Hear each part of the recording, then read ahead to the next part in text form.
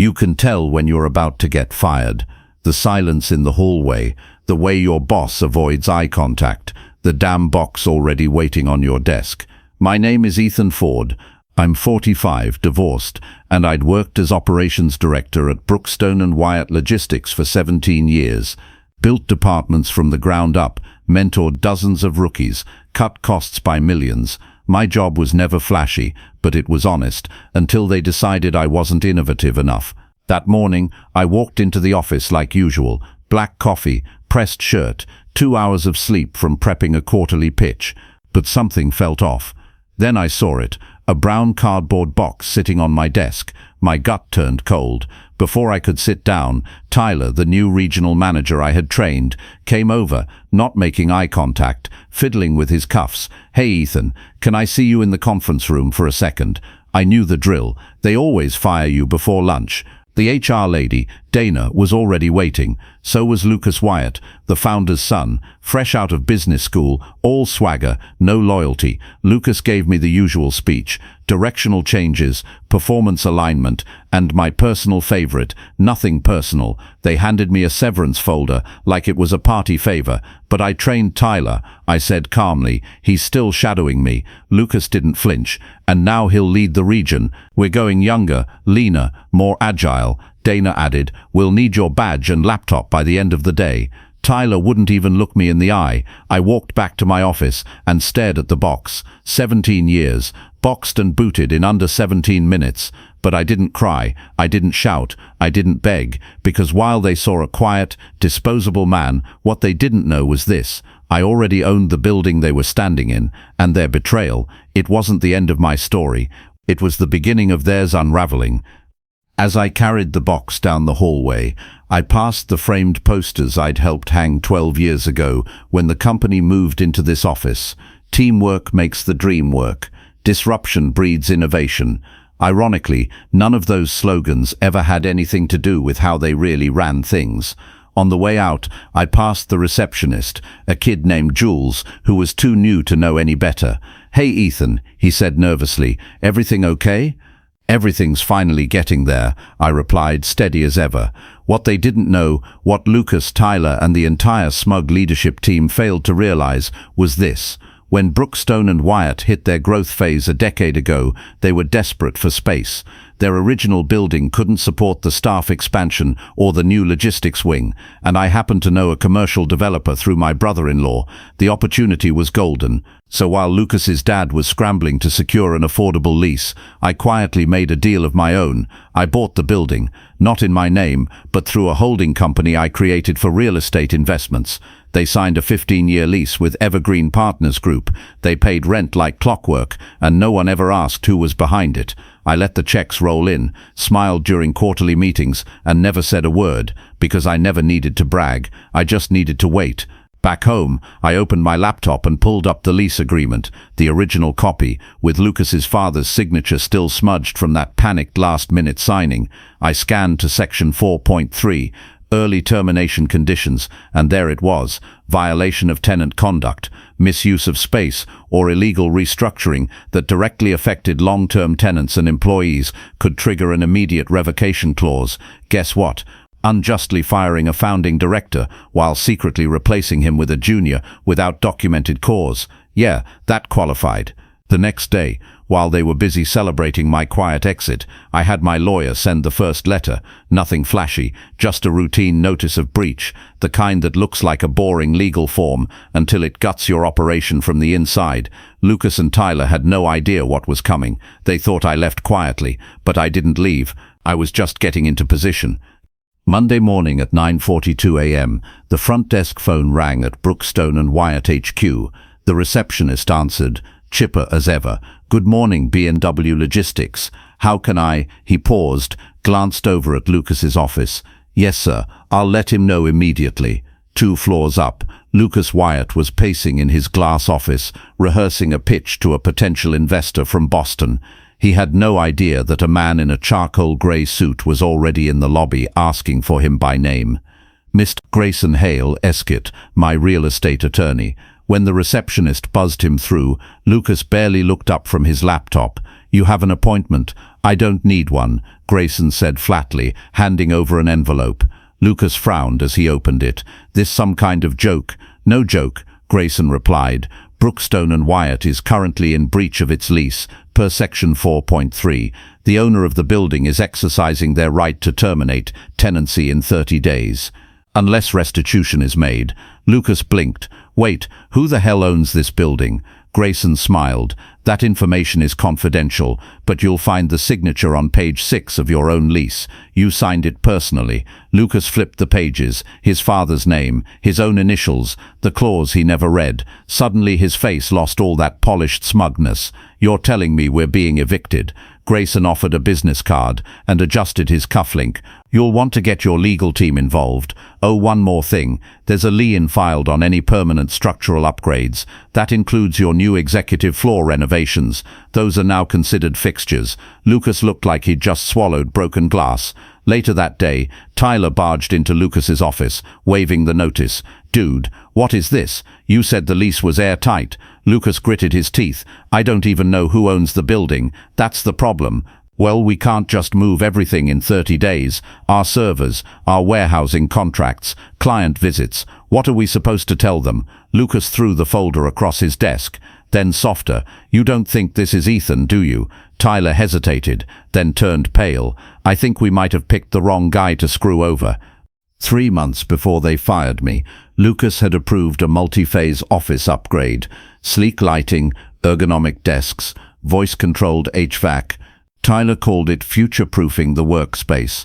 What they didn't realize was that all of it was being paid for by tenant improvement credits, funds I had allowed through the lease to make the space more modern and efficient, so long as I still approved the final plans. They submitted those blueprints to Evergreen Partners Group, the property management firm that on paper held all building decisions.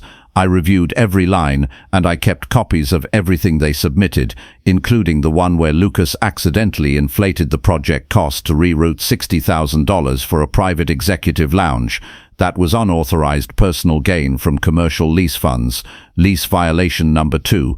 Grayson filed the second notice by Friday. Now they weren't just being evicted, they were also under audit for lease fraud.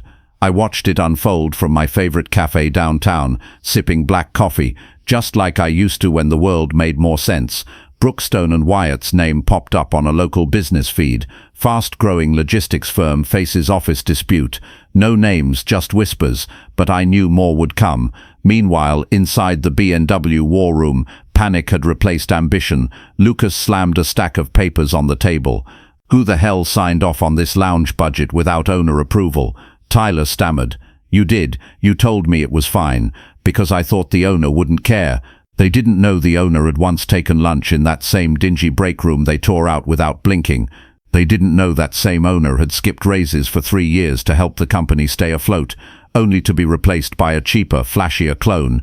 They thought I was just the guy who managed spreadsheets and reviewed supply chain reports. They never imagined I was also the guy who held the keys to their entire operation. When I got the next call from Grayson, he didn't sound surprised. They want to negotiate, he said dryly. Tyler asked if you'd consider a quiet settlement. I smiled into my phone. Not yet, I said. Let them sweat a little longer, because for them, this was damage control, but for me, this was only the middle. There's a special kind of silence in a corporate office under siege, not the usual hum of printers or clack of keyboards. This was the silence of uncertainty, the kind where people speak in whispers, glance over their shoulders, and start updating their resumes in secret tabs. That's what Brookstone and Wyatt had become, a building full of people waiting for the lights to go out. You see, while Lucas and Tyler tried to plug the leaks above water, I had quietly left breadcrumbs in the digital pipes below. Not sabotage, I'm not that kind of guy, but I did keep a backup of our server infrastructure, because long ago I was the one who built it, and one thing I knew better than anyone: Brookstone and Wyatt's entire operations platform, invoices, logistics maps, freight contracts, even HR records, still ran on the same old system I had developed 7 years ago. And Tyler, for all his swagger and fancy titles, had never bothered to update the security protocols. So when the server started glitching, no one knew what hit them. Late Wednesday night, an anonymous system error appeared across their internal dashboard. Mainframe conflict, admin key revoked. Printers froze, shipping routes disappeared, client billing portals went dark. Tyler called IT in a panic. Why can't we access anything? Did we get hacked? Their lead technician, a soft-spoken guy named Ronnie, shook his head. No breach. It's an internal lock. Someone changed the primary permissions last month. Tyler blinked. Who would have access to that? Ronnie hesitated. Ethan Ford. The next day, I got a polite email from B&W Legal asking if I could assist with a server access audit as a courtesy to my former employer. I responded with a PDF of my contract, highlighting the section where I had agreed to a 90-day post-termination technical non-engagement clause, which meant they couldn't legally contact me for internal help, not unless they wanted to admit in writing that they had wrongfully terminated the person holding the keys to their data. They'd boxed me out. Now they couldn't get back in. Lucas was pacing again. We have 7 client meetings scheduled next week, he barked.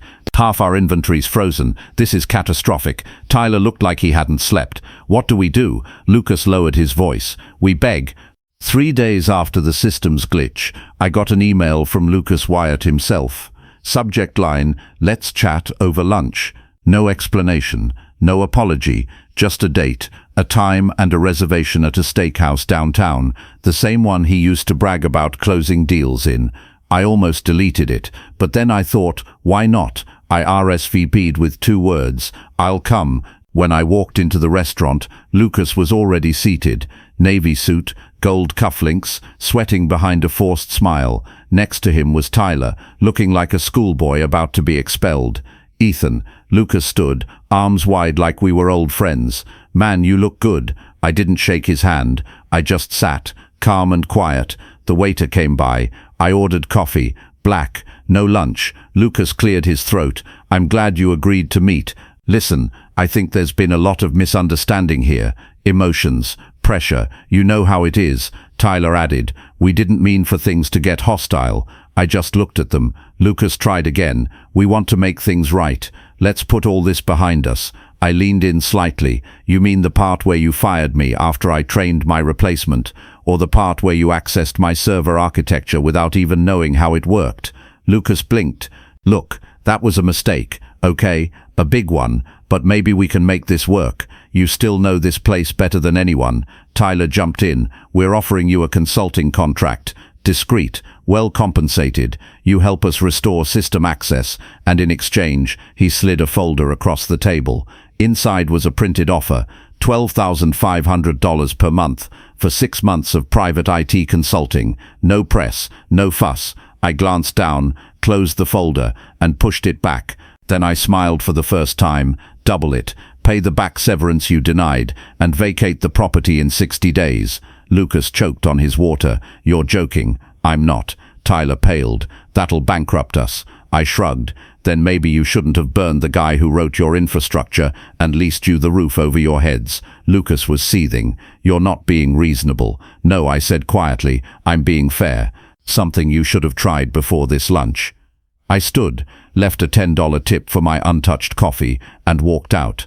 They wanted a truce. What they got was terms, and the best part, I still hadn't revealed the final card I was holding. The next morning, I received their counteroffer. They dropped the consulting fee to $15,000 a month, extended the severance to 3 months, and attached a non-disclosure agreement that would prevent me from speaking publicly or sharing any details about their firing, the eviction, or their temporary operational difficulties. Cute. They thought I was still negotiating, but they had no idea that the lease termination was only the first fuse I had lit.